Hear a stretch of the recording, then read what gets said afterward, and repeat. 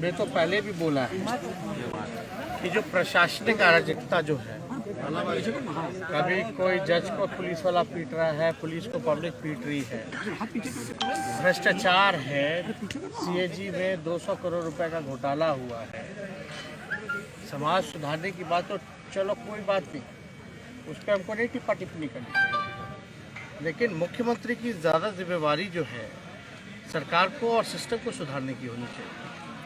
बेरोजगारी, पलायन, शिक्षा, चिकित्सा, रोजी रोजगार नहीं, कर खाना नहीं, कुछ नहीं, हर सूचकांक में नीति आयोग के बिहार सबसे पिछड़े राज्यों में गिना जाता है। इसको कौन सुधारेगा? हमने तो कई बार जो सवाल उठाया, और नीतीश जी से हम कहना चाहिए समाज तो सुधरा हुआ है, लेकिन आपको समाज में कौन सी ऐसी चीज़ जो है बुरा लग रहा है भाई, जो आप सुधारना चाहते हैं? लेकिन बिहार के लोगों को, बिहार की जनता में तो ये भावना है और लोगों को ये लगता है कि सरकार जो है डबल इंजन की है, लेकिन कोई काम की नहीं है। उसको कौन सुधारेगा? जो पूरा सिस्टम कोलैप्स कर गया है। नीतीश कुमार जी ने पहले भी समीक्षा बैठक की थी, एक बड़ी समीक्षा बैठक की थी शराबबंदी को लेकर के, और उसके ठीक बाद बिहार विधानसभा में 6-6 बोतल मिल गया।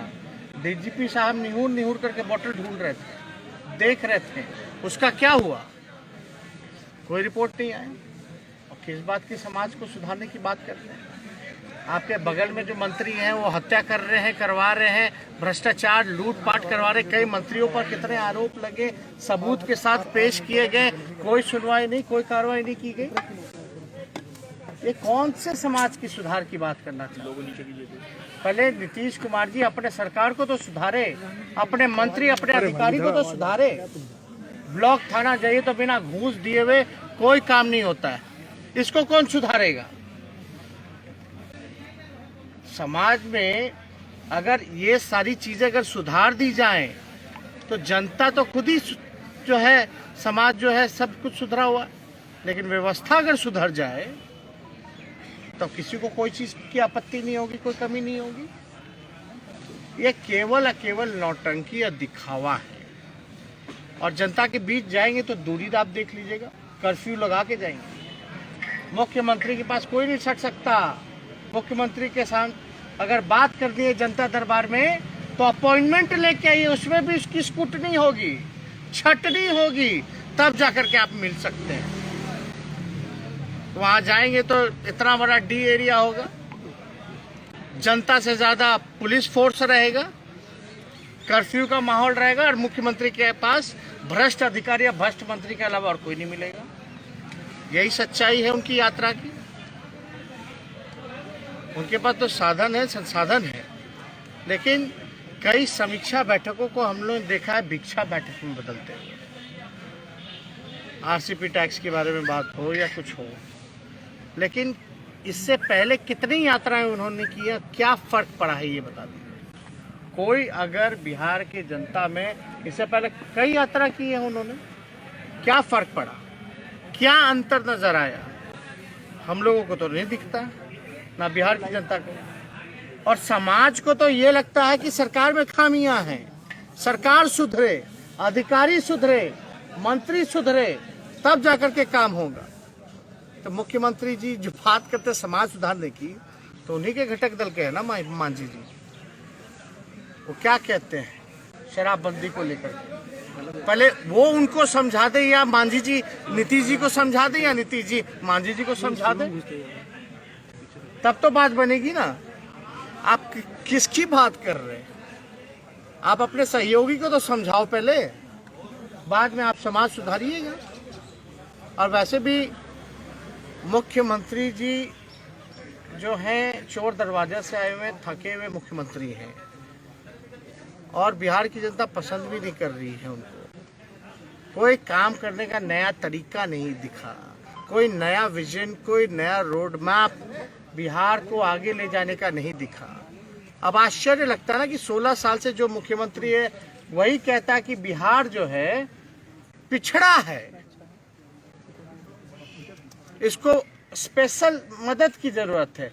आप एक तो पिछड़ा है तो 16 साल से आप मुख्यमंत्री, आप जिम्मेवार हो। और आप मदद किससे मांग रहे हैं? आप तो सरकार में हैं, भारत सरकार में आपके मंत्री हैं, आप पार्टनर हैं, सहयोगी हैं, तो मदद क्या मांग रहे हैं आप भाई? हम लोग के 22 MP होते थे तो बिहार को 1,44,000 करोड़ का पैकेज दिया था, 4 कारखाने दिए। इन्होंने क्या दिया? Double engine. 39 MP है तो सरकार को नचा दे 39 MP।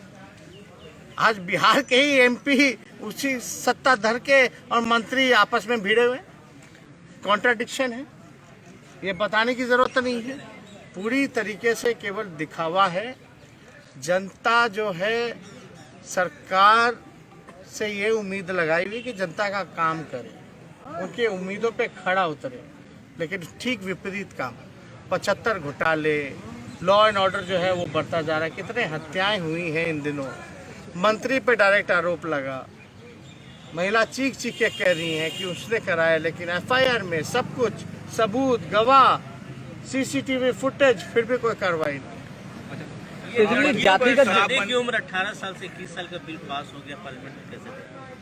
देखिए 18 जो है अडल्ट हो ही जाता है, और हम लोग के यहाँ ये भी कहा जाता है कि जो लड़कियां होती हैं वो लड़कों से जल्दी मैच्योर भी हो जाती है,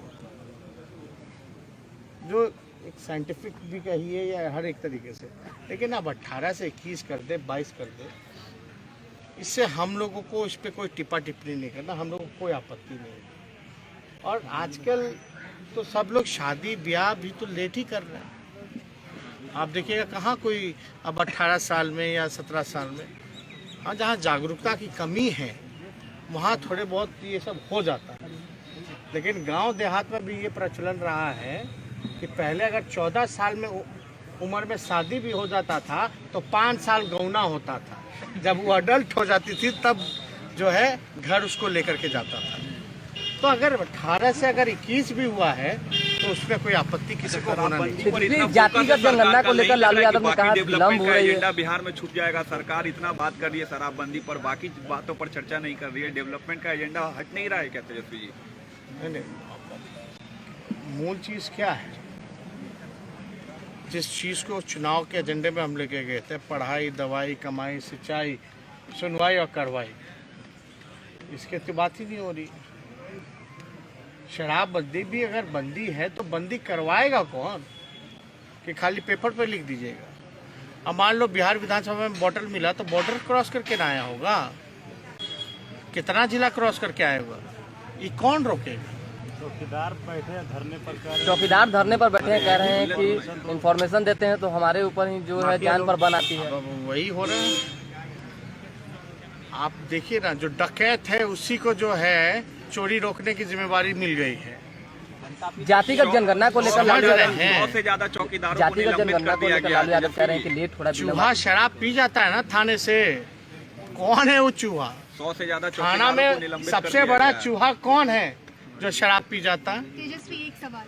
नीति आयोग की रिपोर्ट जब से आई है तब से मुख्यमंत्री और उनके तमाम पार्टी के लोग हैशटैग चला रहे हैं कि प्रधानमंत्री इधर ध्यान दें और विशेष राज्य के दर्जे की मांग जो है दोबारा उठने लगी। आपकी पार्टी भी इसका समर्थन करती है? नहीं, हमारे मनोज झा जी ने राज्यसभा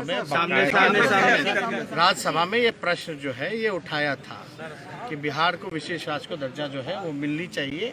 जब राबड़ी देवी जी मुख्यमंत्री थी, जब बिहार झारखंड अलग हुआ तो जो हमारा जो रिसोर्स था वो झारखंड में चला गया, जो खाद था, माइन था, ये सारा उधर चला गया।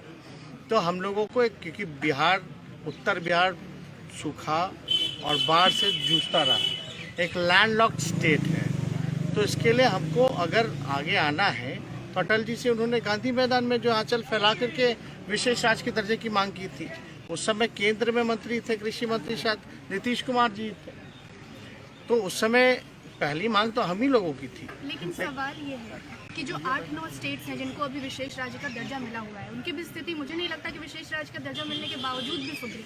तो हम जब भी डेवलपमेंट की बात करते हैं और 16 साल मुख्यमंत्री होने के बावजूद आप फिर वही राग अलापते हैं आप कि जिसको भी आप जैसे एक आध एग्जाम्पल अगर आप हमको दीजिएगा स्टेट का, तो हम उस पर थोड़ा हम गौर करके हम बता सकते हैं। अब मान लीजिए नया जो आंध्रा बना या तेलंगाना बना, तो वहाँ का जो कैपिटल जो है उसको एक विशेष दर्जे की बात की गई थी, जो पैकेज की बात की गई, उस पैकेज का 10% भी नहीं दिया। तो जब आप पैकेज की घोषणा करते हैं और पूरा पैकेज वादा पूरा नहीं करिएगा तो फर्क कहाँ से नजर आएगा? कहने के लिए आपने दे दिया, लेकिन जो चीज मिलना चाहिए वो मिला ही नहीं। एक आपकी है पार्लियामेंट के दोनों हाउस से चुनाव सुधार बिल पास हो गया है और वोटर आईडी कार्ड से जोड़ने की बात हो रही है। कई विपक्षी दलों ने इस पर अपनी नाराजगी, आप लोगों का क्या इस पर? वोटर आईडी कार्ड हटा दें, 2 आधारे पे वोट दिलाओ। सरकार अभी चुनाव से पहले क्यों? आप एक बात समझिए, पूरा पंचायत का चुनाव हुआ, अभी संपन्न हुआ, कहीं भी RT-PCR रिपोर्ट की मांग नहीं की गई उस चुनाव में, और बात तक चला बाई इलेक्शन के, लेकिन बाई इलेक्शन में आपको RT-PCR रिपोर्ट भी चाहिए।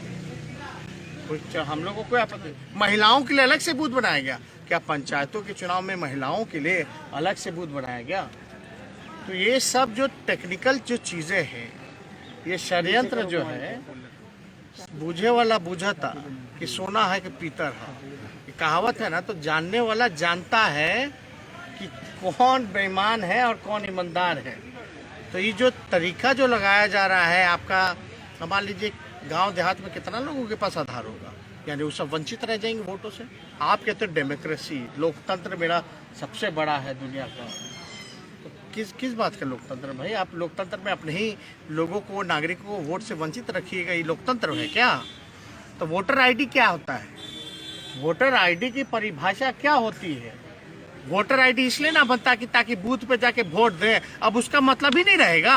आधार से लिंक कराइए, या तो सब खत्म करके एक एक चिन्ह रखिए, आधार पे सब चीज होगा।